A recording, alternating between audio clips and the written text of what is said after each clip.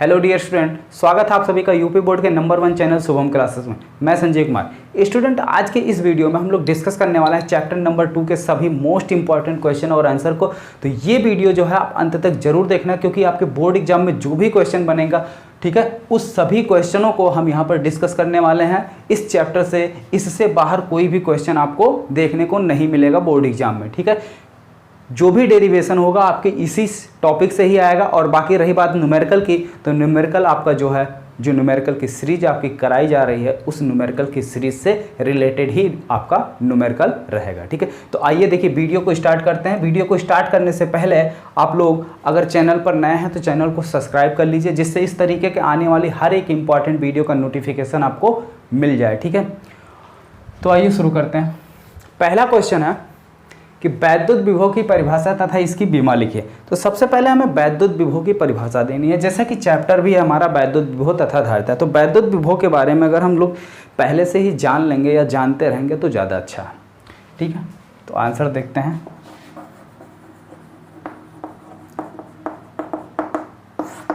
वैद्युत विभव, वैद्युत विभव क्या चीज़ है? किसी वैद्युत क्षेत्र के अंदर, ठीक है, किसी भी वैद्युत क्षेत्र में, जैसे मान लो यहाँ पर कोई आवेश रखा हुआ है, तो इसके चारों ओर ये हमारा क्या वैद्युत क्षेत्र है, ठीक है। तो इसके वैद्युत क्षेत्र के भीतर किसी बिंदु पर वैद्युत विभव का मान अनंत से किसी परीक्षण आवेश को इस बिंदु तक लाने में किए गए कार्य W और उस परीक्षण आवेश के मान की निष्पत्ति यानी Q0 के बराबर होता है। तो विभव B बराबर क्या हो जाएगा? W/Q0। फिर से समझो कि किसी भी बिंदु पर, किसी भी बिंदु पर, और ये बिंदु कहाँ होना चाहिए? वैद्युत क्षेत्र के भीतर, ठीक है।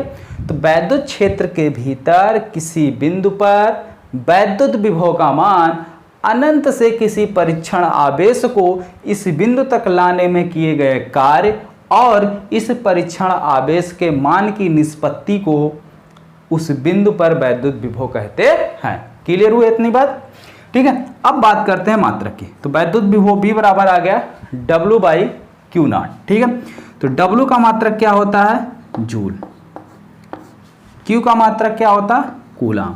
तो विभव का मात्रक आपका क्या हो गया? जूल बटे कूलाम, या इसी को बोला जाता है वोल्ट,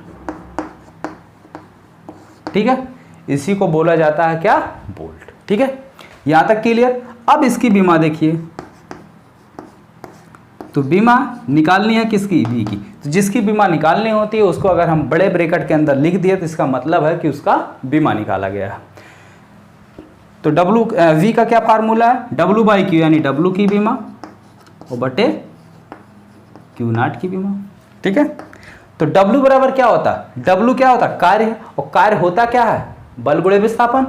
तो ये बल गुणे विस्थापन, यानी इसकी जगह हम क्या लिख सकते हैं? F × D की बीमा। भाई F × D, force into displacement ना, यही तो होगा हमारा W। अब भाई देखो, फोर्स यानी बल, बल की बीमा क्या होती है? mL/T⁻²। D की बीमा क्या होती है? D मतलब डिस्टेंस होता है, डिस्टेंस यानी दूरी, दूरी को हम L से लिखते हैं लेंथ। Q की बीमा होती है आपकी AT। इसको सॉल्व करोगे कितना आ जाएगा? M, एक L यहाँ, एक L यहाँ, 2L हो गया। तो mL², एक T नीचे है तो ये ऊपर जाएगा, माइनस हो जाएगा, -2 पहले से, -1 और हो गया, तो कितना हो जाएगा? T⁻³ और A ऊपर जाएगा तो A⁻1। ये आपकी बीमा, ठीक है। तो क्वेश्चन नंबर 1 आपका क्लियर हो गया। चलिए क्वेश्चन नंबर 2 पे चलते हैं। अगर किसी को कोई डाउट हो, कहीं पर भी जरा सा भी कोई डाउट हो, तो बिल्कुल कमेंट बॉक्स में तुरंत कमेंट किया करो कि सर यहाँ पे हमको डाउट है, ठीक है। संडे को स्पेशल डाउट की क्लास जो है हम लेंगे, तो इसमें जो है आप लोग जितने भी कमेंट्स करोगे वो सभी कमेंट्स का ही आपका डाउट का क्लास संडे को स्पेशल क्लास आपका रहेगा, ठीक है। मंडे से लेकर सैटरडे तक, यानी सोमवार से लेकर शनिवार तक जितना भी लेक्चर हम आपको पढ़ाएंगे उन सभी का डाउट संडे को हम क्लियर करेंगे, ठीक है। आई बात समझ में? हाँ, सिर्फ संडे को। Answer number 2। आंसर नंबर 2 देखते हैं कि संधारित्र में परावैद्युत के उपयोग से उसकी धारिता क्यों बढ़ जाती है। जैसा कि चैप्टर को पढ़ाते समय हम बार बार आप इस बात पे जोर दे रहे थे या बार बार आपको बताया गया था कि कोई भी संधारित्र है, अगर उसकी हमें धारिता बढ़ानी है तो उस संधारित्र के बीच हम कोई परावैद्युतांक पदार्थ भर देते हैं। भाई परावैद्युतांक पदार्थ भरने से उसकी धारिता क्या होती है, बढ़ जाती है। तो लेकिन उसकी धारिता कैसे बढ़ जाती है उसका भी तो हमें रीजन पता होनी चाहिए, ठीक है। तो चलिए डिस्कस करते हैं, देखते हैं कैसे उसकी धारिता बढ़ती है। जैसे मान सबसे पहले तो संधारित्र जान लीजिए। संधारित्र होता क्या है, आवेश को स्टोर करने वाला एक युक्ति है जो, ठीक है, जिसे हम लोग कैपेसिटर कहते हैं, यानी जो अधिक से अधिक क्या आवेश को स्टोर कर सके वही हमारा क्या संधारित्र। तो C बराबर होता है Q/V, ठीक है। C इक्वल टू क्या होता है, Q/V। ये हमारे संधारित्र की डेफिनेशन है। चलिए देखिए, जैसे मान लीजिए ये हमारा कोई संधारित्र है, ठीक है। संधारित्र होता क्या है कि पास पास दो प्लेटें होती हैं समान, एक पे जो है पॉजिटिव चार्ज होता है, एक पे निगेटिव चार्ज। इस पे पॉजिटिव चार्ज मैंने बना लिया और इस पर जो है निगेटिव चार्ज बना लिया। यहाँ तक क्लियर हो रहा, कोई डाउट नहीं। अभी तो कुछ हमने शुरू भी नहीं किया, अभी से डाउट होगा तो फिर कैसे चलेगा। देखो यहाँ तक कोई डाउट नहीं, ठीक। ये हमारा क्या हो गया, संधारित्र हो गया, ठीक। अब इसके बीच में हम कोई मान लेते हैं ये परावैद्युतांक पदार्थ भर देते हैं, ठीक है। ये हमने एक परावैद्युतांक पदार्थ भर दिया, ठीक है। ये हमने कोई एक परावैद्युतांक पदार्थ भर दिया। अब परावैद्युतांक पदार्थ के भरते ही इसकी धारिता क्या होती है, बढ़ जाती है। कितना बढ़ जाती है, जितना इस परावैद्युतांक का मान होता है उतना गुना बढ़ जाती है। अगर इस परावैद्युतांक का मान हम K मान लें, इस परावैद्युतांक का परावैद्युतांक जो है अगर वो K माना जाए तो इसकी धारिता जो है वो K गुना बढ़ जाती है, ठीक है। तो अब देखिए भाई कैसे K गुना बढ़ जाती है। मान लिया इसकी परावैद्युतांक का जो मान है वो कितना है, K है, ठीक है। अब देखो यहाँ पे परावैद्युतांक पदार्थ भरते ही क्या होता है, इस संधारित्र के अंदर भी एक वैद्युत क्षेत्र क्रिएट हो जाता है, ठीक है। अगर परावैद्युतांक पदार्थ आपका नहीं भरा है तब ऐसी कंडीशन में इसके प्लेटों के बीच विभवांतर अगर कितना माना जाए, B है। और जैसे ही परावैद्युतांक पदार्थ हम भरते हैं तुरंत ही इसके अंदर भी एक वैद्युत क्षेत्र स्थापित हो जाता है, ठीक है। एक भाई देखिए बाहर का वैद्युत क्षेत्र है ना, वो तो है ही है, लेकिन इसके अंदर भी एक वैद्युत क्षेत्र स्थापित हो जाता है। और वो वैद्युत क्षेत्र कैसे स्थापित हो जाता है, क्योंकि इसके प्लस वाली प्लेट के पास का जो सिरा होता है तुरंत ये उसके अपोजिट बन जाता है, यानी ये माइनस हो जाता है और ये प्लस बन जाता है, ठीक है, ठीक। तो इसके अंदर भी एक वैद्युत क्षेत्र स्थापित हो जाता है। अब इसके अंदर जैसे ही वैद्युत क्षेत्र स्थापित होता है तुरंत विभव का मान क्या होता है, घट जाता है। तुरंत विभवांतर क्या होता है, विभवांतर घट जाता है। जैसे ही अंदर संधारित्र के अंदर वैद्युत क्षेत्र बनता है तुरंत विभवांतर का मान क्या होता है, घट जाता है। और जैसे ही विभव का मान घटेगा तुरंत C की वैल्यू क्या होगी, बढ़ेगी कि नहीं बढ़ेगी। देखो भाई जैसे मान लो यहाँ आवेश Q को हमने ले लिया 10 कूलाम और विभव लिया गया 2 वोल्ट, ठीक है। अब ये 2 तो इसको सॉल्व किया, कितना आया 5, ठीक है, 5 आ गया फैरेड। ये इसकी धारिता हो गई 5 फैरेड। लेकिन जब विभवांतर घट जाता है, यानी विभवांतर का मान घटकर 2 से 1 हो जाता है, कितना हो जाता है 1, तब इसकी धारिता कितनी आ गई, 10 फैरेड आई कि नहीं आई, 10 फैरेड आ गई। तो यही देखो जैसे ही विभवांतर घटेगा तुरंत धारिता क्या होगी, बढ़ेगी। यही सिंपल सा कॉन्सेप्ट है। संधारित्र में परावैद्युत पदार्थ जब यूज करते हैं तो उसकी धारिता कैसे बढ़ती है। क्लियर हो गया, कोई डाउट नहीं, ठीक है। ये क्वेश्चन एग्जामिनर आपसे वाइवा में भी पूछ सकता है, ठीक है, बहुत ही इंपॉर्टेंट क्वेश्चन है। जल्दी कोई इसको डिस्कस नहीं करेगा, बस मैक्सिमम लोग क्या करते हैं, चाहे आपके स्कूल में हो या कोचिंग में हो या फिर कहीं अदर यूट्यूब चैनल पर भी अगर आप देखेंगे तो ऐसे क्वेश्चनों को सिर्फ डिस्कस कर देंगे कि परावैद्युतांक पदार्थ भरते ही उसकी धारिता k गुना बढ़ जाती है, लेकिन क्यों बढ़ जाती है इसका रीजन जल्दी कोई बताता नहीं है। ठीक है, तो चलिए अगले क्वेश्चन को देखते हैं, क्वेश्चन नंबर 3 को, उसके आंसर को देखा जाए।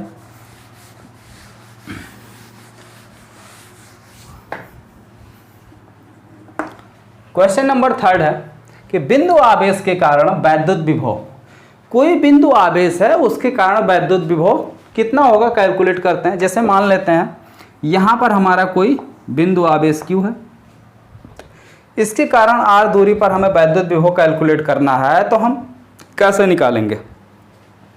वैद्युत विभव निकालने के 2 तरीके हैं, एक आप ठीक है मैथमेटिकल टर्म से निकाल सकते हैं जिसमें इंटीग्रेशन साइन यूज करके, दूसरा जो है आप टर्म बाय टर्म उसको अलग अलग करके। जैसे वैद्युत विभव की परिभाषा अभी भी क्या बताई गई थी कि अनंत से किसी परीक्षण आवेश को वैद्युत क्षेत्र के भीतर किसी बिंदु तक लाने में किया गया कार्य उस बिंदु पर ठीक है वैद्युत विभव कहलाता है। लेकिन कब, जब उस परीक्षण आवेश का मान 1 कूलाम हो, यानी एकांक आवेश हो। ठीक है, तो अब हम क्या करते हैं कि अनंत से किसी परीक्षण आवेश को जो ला रहे हैं उसको स्टेप बाय स्टेप ले आओ। ठीक है, ऐसे ले आते हैं, या उसी के अगर हम रिवर्स में जाने की कोशिश करें तो अनंत से अगर किसी परीक्षण आवेश को किसी वैद्युत क्षेत्र के भीतर ला रहे हैं, जितना काम करना पड़ेगा उतना ही कार्य यहां से यहां भी तो ले जाने में करना पड़ेगा ना। तो यही स्टेप यहां पे हमें क्या करना है, फॉलो करना है। ठीक है, स्टेप बाय स्टेप ले चलते हैं, यहां से यहां तक ले जाते हैं कितना कार्य होता है, यहां से यहां तक ले जाने में कितना कार्य, यहां से यहां तक ले जाने में किया गया कार्य, यहां से यहां, तो छोटे छोटे पार्टों में इसको तोड़कर अनंत तक ले जाने में किया गया कार्य हम निकाल लेते हैं। ठीक है, तो किया गया कार्य जब निकाल लेंगे फिर टोटल कार्य निकाल लेंगे, कुल कार्य W बराबर इन छोटे छोटे कार्यों को जोड़कर क्या करेंगे, उस परीक्षण आवेश के मान से क्या करेंगे, भाग कर देंगे, तो विभव B इक्वल टू क्या आ जाएगा, W/Q। ठीक है, तो आपका फार्मूला निकल के आ जाएगा। या दूसरा सबसे आसान तरीका जो आपको हम बताने चल रहे हैं उसको ध्यान से देखिएगा। ठीक है, ये तरीका आपके बुक में भी अवेलेबल है, आप चाहें तो वहां भी देख सकते हैं, लेकिन जो तरीका हम आपको बताने जा रहे हैं वो बहुत ही इजी है। ठीक है, थोड़ा सा मैथमेटिकल टर्म यूज हुआ है, लेकिन बायो वालों को भी घबराने की कोई ज़रूरत नहीं है, बिल्कुल इजी में कौन सा टर्म कैसे यूज हुआ है हम पूरा एक्सप्लेन करेंगे। ठीक है, जैसा कि आप लोग हर एक वीडियो में देखते ही आए हो कि मैं कोई भी टर्म आपका छोड़ता नहीं हूँ, बिल्कुल पॉइंट टू पॉइंट जो है उसको डिस्क्राइब करता हूँ। चलिए देखते हैं, जैसे मान लीजिए ये कोई आवेश है। ठीक है, तो इस आवेश के चारों ओर क्या हो जाएगा, वैद्युत क्षेत्र होगा, और वैद्युत क्षेत्र की दिशा धन आवेश से बाहर की ओर होती है। ठीक है, ये इसके वैद्युत क्षेत्र की दिशा हो गई। ठीक है, अब मान लेते हैं, ठीक है, यहां पे कोई बिंदु P है जिसकी दूरी इससे कितनी है, R है। ठीक है, जिसकी दूरी इससे R है, और ये हमारा क्या आगे कहीं चल के इनफाइनाइट है, अनंत है। ठीक है, तो इस बिंदु पर वैद्युत क्षेत्र की तीव्रता कितनी हो जाएगी, अगर इसकी दूरी, ये भाई वैद्युत क्षेत्र की दिशा ये हमारा वेक्टर ही हो गया, यहां से यहां तक की दूरी, ये इसको सेंटर कोई पॉइंट मान लो O, कितनी है, R है, तो वेक्टर OP इक्वल टू कितना हो जाएगा, vector R equal to R into R cap. ठीक है, R कैप का क्या मतलब है, उस डायरेक्शन में यूनिट वेक्टर। ये इतनी चीज क्लियर हो गई, नहीं समझ में आ रहा तो सीधे से जान लो कि O से P तक की जो दूरी है वो हमारी R है, अगर इसको वेक्टर फॉर्म में लिखना है तो R के साथ में कैप लगा दिया मैंने, इतना एक्स्ट्रा काम और कर दो बस, सिंपल सी। ठीक है, चलो यहां तक हो गया, बिंदु P पर वैद्युत क्षेत्र की तीव्रता निकल आई। ठीक है, अब वैद्युत विभव की परिभाषा क्या कहती है, वैद्युत विभव की एक परिभाषा है,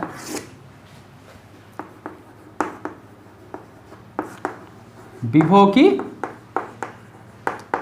परिभाषा से, तो विभव की परिभाषा क्या कहती है कि हमें अगर बिंदु P पर वैद्युत विभव का मान चाहिए तो यहां से अनंत से हम किसी आवेश को इस बिंदु तक ले आते हैं, और इस बिंदु तक लाने में जो कार्य करना पड़ता है उस कार्य को उस परीक्षण आवेश, अगर यहां पर हमारा परीक्षण आवेश Q0 है तो Q0 से भाग कर देते हैं, ठीक है, या यहां से यहां लेकर चले जाओ, जितना कार्य करना पड़ रहा है उसमें इस Q0 से भाग कर दो, तब हमारा वैद्युत विभव निकल आएगा, ठीक है।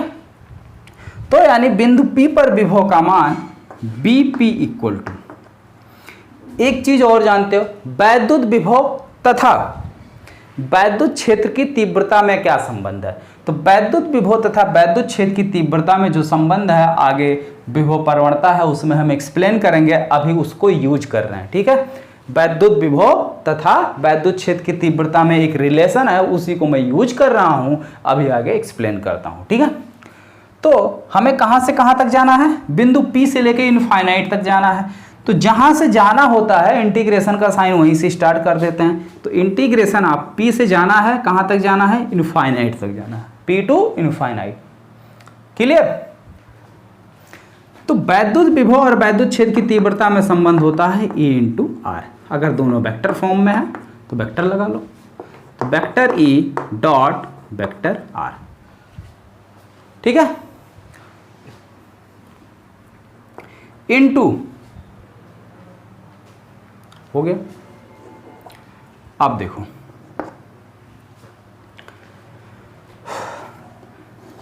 P तक की दूरी कितनी दी हुई है, R, तो R to infinite, R to infinite, इसकी वैल्यू कितनी दी हुई है, 1/4πε0 Q बटे R स्क्वायर। वैद्युत क्षेत्र की तीव्रता यहाँ E इक्वल टू हो जाएगी 1/4πε0 Q बटे R square into R cap, into R cap, ठीक है। तो इंटू आर कैप इंटू ये जो वेक्टर आर है, ठीक है, जो E डॉट आर है, यहां पे समेशन लगने का मतलब है छोटे छोटे स्टेप टू स्टेप चल रहे हैं, यानी छोटे छोटे अवयव में चल रहे हैं। तो इसको हम स्मॉल ले सकते हैं, कैसे कर सकते हैं, वेक्टर डी आर, ठीक है, E dot vector D R, क्योंकि ये हमारी क्वांटिटी बहुत स्मॉल है। बिल्कुल देखो स्टेप टू स्टेप चलना है, जैसे कि हमने बताया था ना, ऐसे ऐसे चलेंगे, डी आर, ठीक है। अब इन दोनों का जब हम डॉट प्रोडक्ट लेंगे तो ये दे देगा vector R cap dot D R cos theta. और यहां पे देखो वैद्युत क्षेत्र E और आपका पोजीशन वेक्टर आर कैप, दोनों के बीच जो कोण बन रहा है वो जीरो, क्योंकि दोनों एक ही डायरेक्शन में, दोनों क्या है, एक ही डायरेक्शन में। तो cos जीरो की वैल्यू होती है 1, ये सीधे सीधे दे दिया dr, इसका इसका प्रोडक्ट करोगे तो कितना आएगा dr, ठीक है। तो इसको हमने सॉल्व किया, कितना आ गया dr। तो integration r to infinite 1/4πε0 Q बटे आर स्क्वायर इंटू dr। अब देखो भाई हम आंसर तक पहुंच चुके हैं, लगभग पहुंच चुके हैं। अब यहां तक अगर आपको कोई डाउट हो तो एक बार हम दोबारा समझा रहे हैं, बिल्कुल ध्यान से देखो, क्योंकि इसके बाद जस्ट आपका आंसर है, इसके जस्ट बाद कैलकुलेशन है थोड़ा सा, उसके बाद आपका आंसर है, ठीक है। यहां तक कोई डाउट नहीं आना चाहिए। फिर से समझो, ध्यान से देखो। जैसे मान लो ये हमारा क्या है, कोई बिंदु आवेश है, तो जब कोई भी बिंदु आवेश रखा हुआ है तो उसका आवेश के कारण आवेश के चारों ओर एक वैद्युत क्षेत्र उत्पन्न होगा। मान लेते हैं बिंदु P पर r दूरी पर स्थित कोई बिंदु P है जहां पर वैद्युत क्षेत्र की तीव्रता कितनी है, ये वैद्युत क्षेत्र की तीव्रता है, क्लियर। यहां से यहां तक की दूरी दिया हुआ r।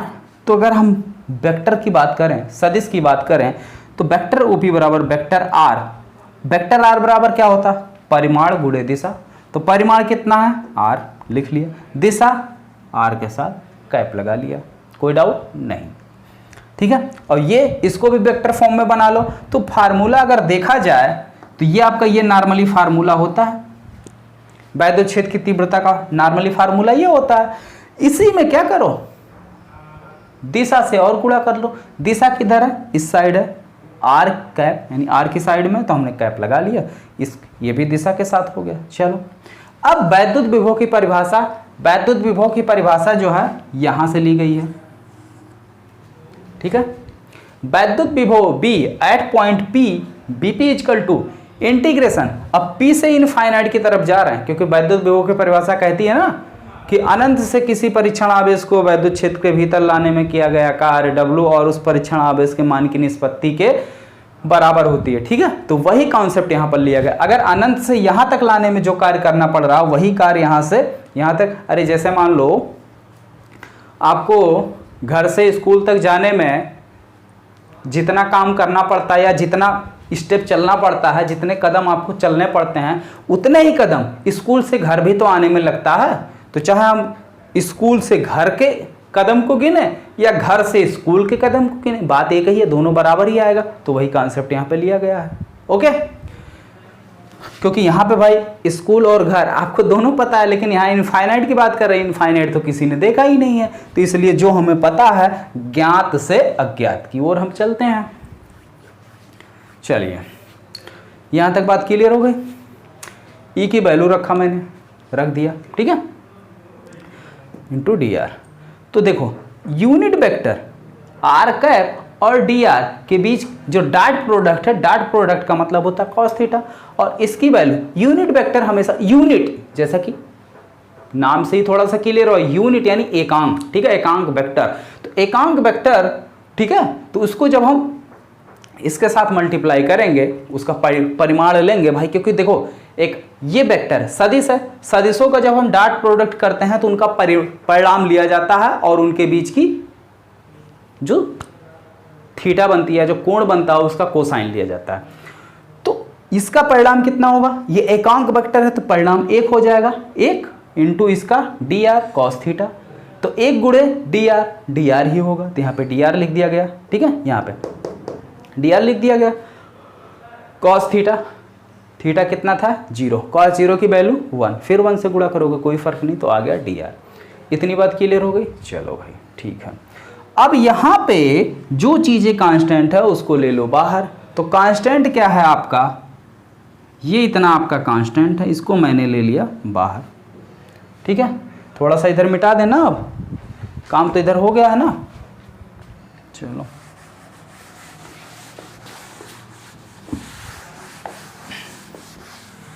बहुत ध्यान से समझना, ठीक है, क्योंकि बहुत ही इजी तरीके से सॉल्व किया जा रहा। तो Q upon 4 pi epsilon not common ले लिया गया, अंदर आपका बचा R to infinite 1 by R square D are.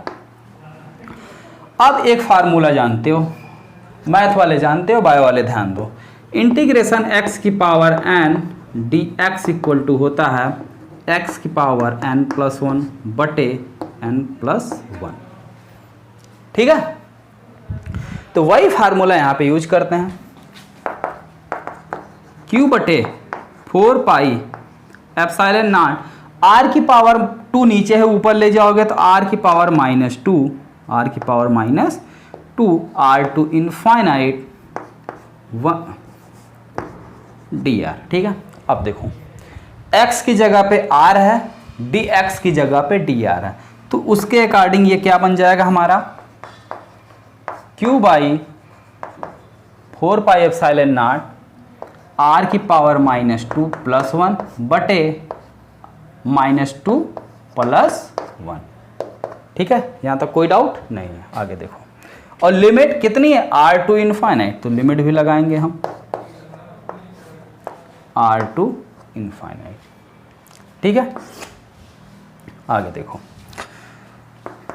Q by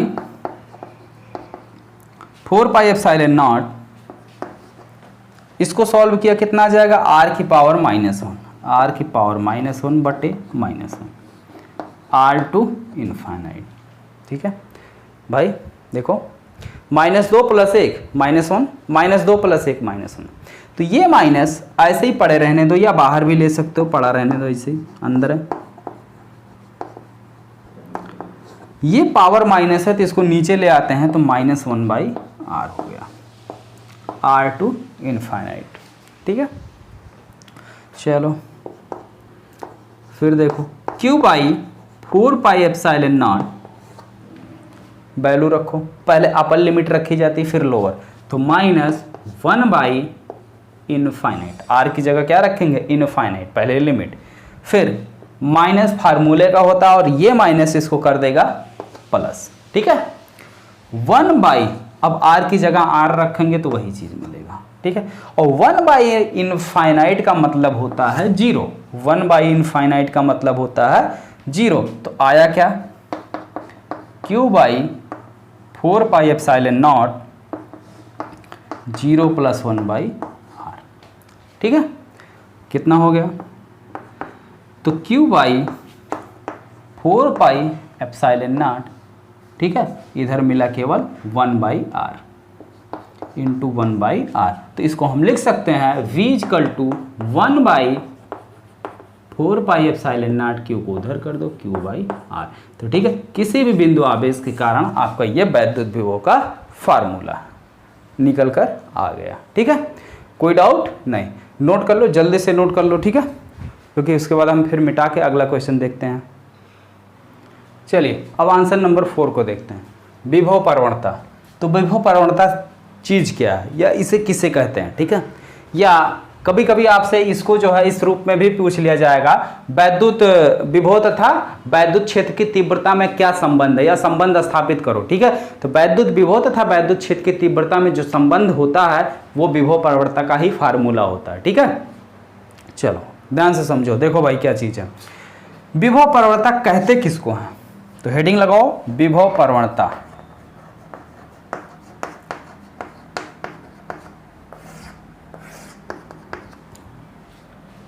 जैसे मान लो ये अगर हमारा कोई तार है या वायर है, ठीक है, या मान लो यहाँ पे कोई आवेश रखा ही गया है, तो इसके आवेश रखा, इससे r दूरी पर यहाँ पर विभव मान लेते हैं क्या, v है। तो जैसे जैसे इसकी दूरी हम बढ़ते जाएंगे, यानी आवेश से जैसे जैसे दूर होते जाएंगे, इस विभव का मान क्या होता जाएगा, घटता जाता, ठीक है, घटता जाएगा, ठीक है। तो जैसे जैसे दूरी बढ़ेगी आपकी, विभव का मान घटता जाएगा। तो यानी क्या हो जाएगा कि दूरी के सापेक्ष विभव के मान में होने वाले परिवर्तन को विभव प्रवणता कहते हैं, ठीक है। दूरी के सापेक्ष विभव के मान में होने वाले परिवर्तन को कहते हैं विभव प्रवणता, ठीक है। चलो अब जैसे मान लो ये हमारा कोई पॉइंट O है, यहाँ पर कोई +q आवेश आपका रखा हुआ है, ठीक है। ये बिंदु A है, ये बिंदु B है, और यहाँ पर आपका कोई परीक्षण आवेश रखा हुआ है q0, यहाँ पर आपका कोई परीक्षण आवेश q0 रखा हुआ है। इसकी दूरी यहाँ से यहाँ तक की दूरी कितनी है, x है। ये इतनी दूरी अगर हम मान लें कितनी है, Δx है, कितनी है, Δx, या इसको r मान सकते हो, इसको Δr मान सकते हैं। तो अगर हम O से डायरेक्ट दूरी देखें तो ये O से इसकी डायरेक्ट दूरी कितनी हो जाएगी, x + Δx, होगी कि नहीं होगी, होगी ना। अब इस आवेश के कारण अगर मान लें यहाँ पर वैद्युत क्षेत्र की तीव्रता कितनी है, E है, तो ये जो परीक्षण आवेश रखा हुआ है इस पर एक बल लगेगा, कितना बल लगेगा, F = Q0E, और ये बल की दिशा किधर होगी, इस साइड होगी, ठीक है। इस पर एक बल लगेगा F, क्योंकि कोई भी चार्ज, कोई भी आवेश अगर वैद्युत क्षेत्र के भीतर रखा जाता है तो उस पर वैद्युत क्षेत्र के द्वारा एक बल लगता है जिसे वैद्युत बल कहते हैं, और वैद्युत बल F बराबर होता है Q0 × E, ठीक है। इतनी बात क्लियर हो गई। अब देखो हमको निकालना विभव प्रवणता, यानी विभव के मान में होने वाले परिवर्तन निकालने हैं। तो यहाँ पर कोई अगर आपका चार्ज है या आवेश है, यहाँ पर विभव निकाल लेते हैं, फिर यहाँ पर विभव निकाल लेते हैं, फिर देख लेते हैं दोनों में क्या अंतर है, पता चल जाएगा ना। दो बिंदु हमने ले लिया, एक बिंदु B ले लिया, एक बिंदु A ले लिया, दोनों बिंदुओं पर हम विभव अलग अलग निकाल लेते हैं, तो हमें विभव प्रवणता का मान क्या हो जाएगा, पता चल जाएगा, ठीक है। तो देखिए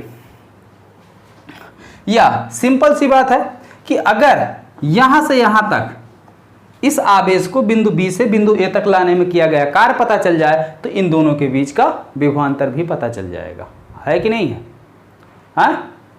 चलो तो लिखो,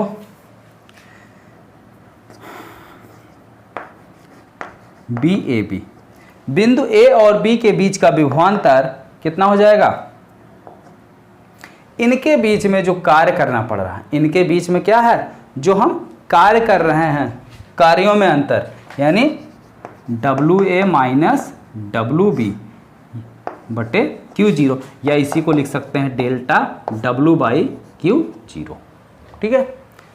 डेल्टा W बाई क्यू 0 लिख सकते हैं ना, क्योंकि भाई वैद्युत विभव की परिभाषा क्या है, यही तो है वैद्युत विभव की परिभाषा, B बराबर W बाई क्यू, B बराबर W बाई क्यू, ये आपकी वैद्युत विभव की परिभाषा है। तो यहाँ पर कितना कार्य करना पड़ रहा है, यहाँ पर कितना कार्य करना पड़ रहा है, वो सब निकाल के इसी फार्मूले में रख देते हैं। ध्यान से देखो, यदि बिंदु आवेश Q0 को बिंदु B से बिंदु A तक लाने में किया गया कार्य हम निकाल लें, ठीक है, किया गया कार्य हम निकाल लें, तो इनके बीच का जो हमारा विभवांतर है WAB यानी डेल्टा V, ठीक है, WAB यानी कि डेल्टा V, VAB, ठीक है, VAB का मतलब क्या है, यहाँ से यहाँ तक का विभव मान लिया गया क्या VA, इस पर विभव मान लिया मैंने VB, तो इनके बीच विभव में अंतर यानी VA minus BB equal to कितना डेल्टा V, इसको लिख सकते हैं कि नहीं लिख सकते हैं, तो वही चीज़ यहाँ पे लिखा हुआ, ठीक है।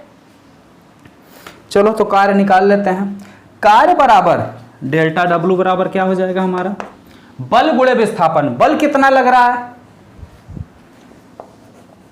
Q0 इंटू ई, गुणे विस्थापन कितना हो रहा, कितनी दूरी है डेल्टा x, लेकिन ये जो विस्थापन हो रहा है किधर हो रहा, बल के विरुद्ध विस्थापन हो रहा, बल के अगेंस्ट, बल उस डायरेक्शन में लग रहा, विस्थापन इस डायरेक्शन में कर रहे हैं, तो इसको लिखेंगे माइनस डेल्टा x, ठीक है, माइनस डेल्टा x, क्लियर। तो क्या मिल गया, delta W equal to, delta W equal to क्या मिला हमको Q0 E into minus delta x, इसको ले आओ इधर, तो डेल्टा W बटे Q0 equal to minus E into delta x, ये है क्या चीज़, डेल्टा B है, क्या चीज़ है, डेल्टा B है ना, धीरे से देख लो कोई देख ना पाए, डेल्टा W बटे Q0 क्या है, डेल्टा V है, रख लो उसकी जगह वैल्यू, तो डेल्टा V इक्वल टू क्या निकल के आ गया माइनस E डेल्टा x, या डेल्टा V बटे delta x equal to minus E, यही आपकी विभव प्रवणता है, या कह सकते हैं वैद्युत विभव तथा वैद्युत क्षेत्र के बीच में संबंध है, ठीक है, क्लियर हो गया। चलिए आगे बढ़ते हैं अगले क्वेश्चन की तरफ, क्वेश्चन नंबर 5, इसको अगर आपको नोट करना हो तो जल्दी से नोट कर लीजिए, हम बढ़ते हैं अगले क्वेश्चन की तरफ। तो चलिए देखिए आंसर नंबर 5 काफी इजी है, वैद्युत द्विध्रुव, सबसे पहले क्या करो वैद्युत द्विध्रुव बनाओ। हमेशा हमने बताया वैद्युत द्विध्रुव के बीच की जो दूरी लेते हैं वो 2L लेते हैं, टोटल दूरी कितनी है 2L, ये पॉइंट A, ये पॉइंट B, यहाँ पर रखा हुआ माइनस आवेश Q0, यहाँ पर रखा हुआ आपका आवेश प्लस Q0, ठीक है। अब देखो यहाँ से R दूरी पर स्थित कोई पॉइंट P है जहाँ पर हमें क्या करनी है, वैद्युत विभव का मान कैलकुलेट करना। तो इस आवेश के कारण इस बिंदु पर वैद्युत विभव जल्दी बताओ, BV कितना हो जाएगा 1/4πε0 अपान Q बटे क्या होती है दूरी, दूरी कितनी है B से P तक की, तो टोटल दूरी R है, तो R में से कितना घट जाएगा L, क्योंकि भाई टोटल इसका 2L है ना भाई। देखो हम थोड़ा इसको जल्दी में बता रहे हैं क्योंकि ये चीज़ें हम इसके पहले भी डिस्कस कर चुके हैं पहले वाले चैप्टर में, ठीक है, वैद्युत विभव, वैद्युत द्विध्रुवीकरण, वैद्युत क्षेत्र की तीव्रता, तो कितना हो जाएगा R माइनस L, समीकरण नंबर 1, ठीक है।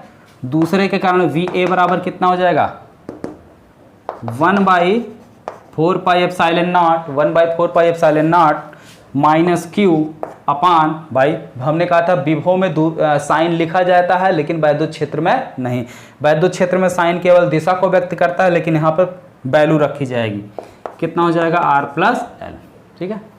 अब इसमें से इसको घटा लो, बिंदु P पर परिणामी विभव, बिंदु P पर परिणामी विभव V इक्वल टू कितना हो जाएगा B माइनस BA, ठीक है। ज़्यादा वाले में से कम को घटा लो, ज़्यादा ये है कम ये है, तो इसको इसमें से घटा लो, कितना आ जाएगा 1/4πε0 Q बटे R minus L minus Q अपान R प्लस L, ठीक है। तो इसको सॉल्व कर लो, Q को भी बाहर ले लो, या 1/4πε0 4 पाई एप्सिलॉन नॉट क्यू बाहर हो गया, इसको इधर r प्लस एल तिरछा गुणा कर लिया minus r plus L upon R square minus L square.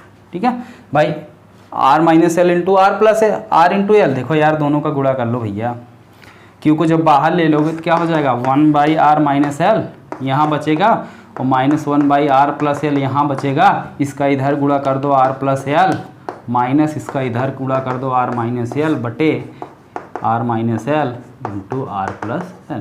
ये a minus B A plus B A square minus B square बन गया, यहाँ पे हमने लिख दिया, ब्रैकेट खोलोगे ये माइनस हो जाएगा ये प्लस हो जाएगा, ये डायरेक्ट हमने यहाँ यूज कर दिया, r से r काट दो, आ गया कितना 1/4 pi epsilon not 1/4 pi epsilon not 2, ठीक है, r इंटू आर 2l हो गया ना, तो 2ql upon R square minus L square. अब एल स्क्वायर को नगण्य मान लेना, कैसे नगण्य मान लेना, क्योंकि आर की अपेक्षा एल बहुत छोटा है और एल स्क्वायर जो है और छोटा हो जाएगा। ठीक है, तो इसको नगण्य मान लेना, तो जब नगण्य मान लोगे तो b बराबर आपका कितना निकल के आ जाएगा, v equal to 1/4 pi epsilon not 2ql होता क्या है p बटे आर स्क्वायर।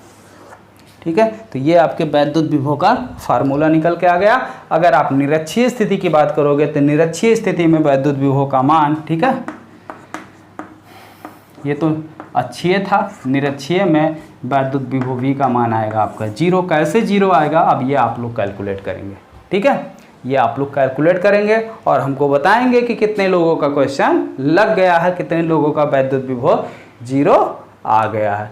जिसका नहीं आया डरने की कोई बात नहीं है, बिल्कुल कमेंट बॉक्स में कमेंट कर देना। जैसा कि हम बार बार बताते हैं कि कमेंट बॉक्स में अगर आप कमेंट कर देंगे तो सारे कमेंट को एक बार रीड करके नोट करके संडे को स्पेशल डाउट क्लास की क्लास हम रख देंगे। ठीक है, उस दिन क्लियर करा देंगे। चलो आगे बढ़ते हैं अगले क्वेश्चन की तरफ। आवेशित चालक की स्थितिज ऊर्जा, तो आवेशित चालक की स्थितिज ऊर्जा कितनी होती है, कोई भी आवेशित चालक है इसकी स्थितिज ऊर्जा U equal to half CV square होती है। ठीक है, हाफ CV स्क्वायर या हाफ QV। ठीक है, हाफ QV होती है। अब ये कैसे होती है इसका भी प्रूफ आप सबको करना है। ठीक है, दूसरी बात, समांतर प्लेट संधारित्र की धारिता कैसे निकाली जाती है, चलो इसको बता देते हैं। नहीं तो बोलोगे सर जी कुल होमवर्क दे देते हैं, आप बताते एक को नहीं है यार, इतना तो बताए, घर से भी करा करो। चलो बता देते हैं। ठीक है, 7वां बता दे रहे हैं और ये दोनों जो है आप लोग कर लेना। तो 7वां देखो ध्यान से,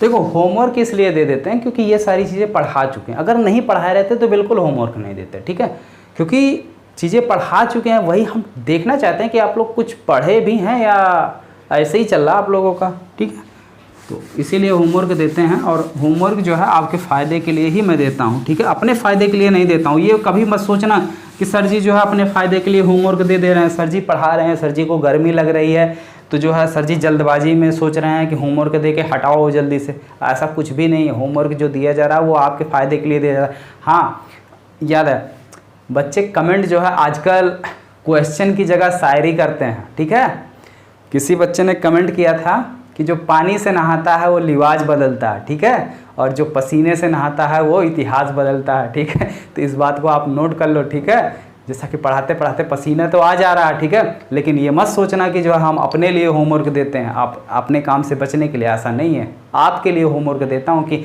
आप उसको पढ़ो, आप होमवर्क करो, आपकी चीज़ें क्लियर हों और आपकी डाउट्स एकदम क्लियर हो, आपकी तैयारी बेहतर हो, इसके लिए होमवर्क देता हूँ। चलो देखो क्वेश्चन नंबर 7। तो अगर होमवर्क पसंद आ रहा तो कमेंट करो, देखते हैं कितने लोगों को पसंद आ रहा। कल से बोलो होमवर्क और बढ़ा देते हैं। नहीं ज़्यादा ना दे, इतना 2-2 ही क्वेश्चन दें। चलो ठीक है, कोई दिक्कत नहीं, 2 ही देते हैं। वैसे भी हम आपको ज़्यादा होमवर्क नहीं देंगे, बहुत ज़्यादा मैक्सिमम होमवर्क देंगे तो 3 क्वेश्चन, इससे ज़्यादा नहीं देंगे। समांतर प्लेट संधारित्र की धारिता, समांतर प्लेट संधारित्र की धारिता। चलो जैसे मान लो ये हमारा कोई समांतर प्लेट संधारित्र है, ठीक है, ये क्या है हमारा कोई समांतर प्लेट संधारित्र है, एक समान रूप से आवेशित है, इस पर प्लस चार्ज है और दूसरे वाले पर माइनस चार्ज है। हाँ क्लियर हुआ यहाँ तक। अब वैद्युत क्षेत्र की तीव्रता में हम पढ़ चुके हैं समांतर प्लेट, कोई भी अगर दो हमारे पास समांतर प्लेटें होती हैं तो समांतर प्लेट की जो वैद्युत क्षेत्र की तीव्रता होती है ई बराबर होती है sigma upon epsilon not, sigma upon epsilon not, जहाँ पे सिग्मा क्या है, सिग्मा इक्वल टू होता है, सिग्मा इक्वल टू क्या होता है, सिग्मा इक्वल टू होता है क्यू बाई ए। ए क्या है, इस प्लेट का क्षेत्रफल है, ए प्लेट का क्षेत्रफल है, और क्यू जो है इस पर उपस्थित कुल चार्ज है। तो एक प्लेट पर चार्ज कितना है, क्यू है, तो एक प्लेट का सिग्मा जो होगा वही सिग्मा दूसरे प्लेट का होगा, ठीक। जो आवेश घनत्व इस प्लेट का होगा वही आवेश घनत्व, जो पृष्ठीय आवेश घनत्व इसका होगा वही इसका होगा, क्योंकि दोनों पर आवेश भी सेम है और दोनों का क्षेत्रफल भी सेम है। क्लियर बात। और इसके प्लेटों के बीच जो वैद्युत क्षेत्र की तीव्रता होगी वो प्लेटों के बीच वैद्युत क्षेत्र की तीव्रता ई बराबर होता है सिग्मा अपान एप्सिलॉन नॉट। यहां तक कोई डाउट नहीं है ना। चलो अगर प्लेटों के बीच वैद्युत क्षेत्र की तीव्रता ये है, ठीक है, और मान लिया जाए माना प्लेटों के बीच विभव भी है भाई, अब चार्ज रखे हो और वैद्युत क्षेत्र भी है, तो वैद्युत क्षेत्र है तो वहां विभव भी अपना मुंडी घुसाएगा, भाई हम भी हैं हमको मत छोड़ो, ठीक है। तो ये मुंडी घुसा दिया, ये कह रहा हम भी हैं, कितना है बी है मान लिया। और हम एक चीज जानते हैं, अगर प्लेटों के बीच की दूरी कितनी मान ली जाए डी, इसके बीच की दूरी कितनी है डी है, तो बी बराबर क्या हो जाएगा ई इंटू डी, वैद्युत विभव B बराबर क्या होगा E इंटू डी। तो E की वैल्यू कितनी है रख लो सिग्मा अपान एप्सिलॉन नॉट, ठीक है। D कितना है आपके पास D, ये आपको विभव निकल गया। और धारिता की परिभाषा क्या होती है, C बराबर होता है Q बाई B, Q बटे में B, तो V। और एक चीज सिग्मा बराबर कितना Q अपान A, रख low value Q by A into D epsilon not, ठीक है। कितना आ जाएगा क्यू डी बटे ए एप्सिलॉन नॉट, ये आपका आ गया। तो यहाँ पे वैल्यू रख लो Q बटे क्यू डी बटे एप्सिलॉन नॉट ए, तो एप्सिलॉन नॉट ए चला गया ऊपर, तो C बराबर आ गया एप्सिलॉन नॉट ए बटे Q से Q कट गया और नीचे D, ठीक है।